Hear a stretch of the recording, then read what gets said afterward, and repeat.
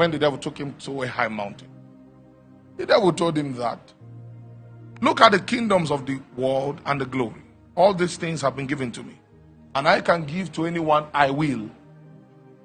So Satan was simply telling Jesus that in this world I have power to lift men. I have power to change people's life. You know, we preach a gospel and we tell people that Jesus can make you poor, from poor you can become rich. Yes, it's possible. But Satan too can do that.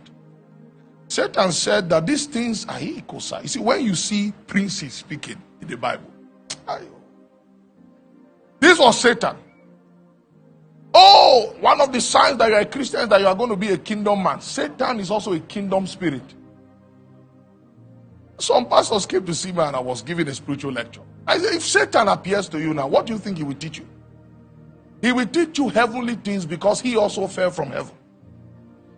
That's his origin. He will not teach you anything apart from the things that are of heaven. This is why whenever we spoke of heaven in scriptures, we had to narrow it down to where Christ is seated. Because there are also many princes seated in the heavens. So if what you glorify are things that come from above, obviously, if you are not careful, you may bow to a spirit that also came from above, but not where Christ is seated. So guess what? Satan handled kingdoms too. The Bible said the kingdoms of this world and his glory. So in Satan too his glory. He was showing you that how, just as you say to Jesus be the kingdoms, the power and the glory, to him too be the kingdoms of men, the power and the glory. So he said, I have the kingdoms of men, I have his glory, and I have the authority to wield it to anyone I want. He said, I can do these things for you if you will bow down to worship me. You know, one of the gifts God has given me as a prophet is that I see the Bible through the lens he wants me to see. I don't just see the Bible, I see it from his eyes. And when I was looking at that, he told me something very clear. He said, what you are seeing here is circumstantial worship. Worship that is an offspring of blessing. Satan said, bow and worship me and I will what? Give to you. So you see a circumstantial type of worship that is transaction based. So a lot of people come to, can I speak, sir? You know, come to church and say, oh, I have to worship God so that I can get a job. Whenever worship becomes transactional, you may be bowing to Lucifer. Yes. Now look at Yeshua's answer. He said, get behind me, Satan. For you shall worship. He didn't say you shall worship the Lord your God so that we bless you. Whether I'm dying, I shall worship the Lord my God, and only him shall I serve. It has nothing to do with what he's withholding or what he's giving to me.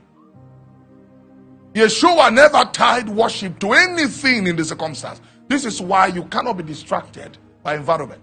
If you would offer true worship by the eternal spirit unto God, whether you are poor like Lazarus, whether God has not answered your tithe and your offering, you stand as one who is a witness unto the faithfulness of the immortal God. And just in case you die in that problem, your blood becomes a witness that a man walked with God. Flee from the error of the circumstantial worship that has drowned our generation in despair. So many Christians come to God with a heavy heart.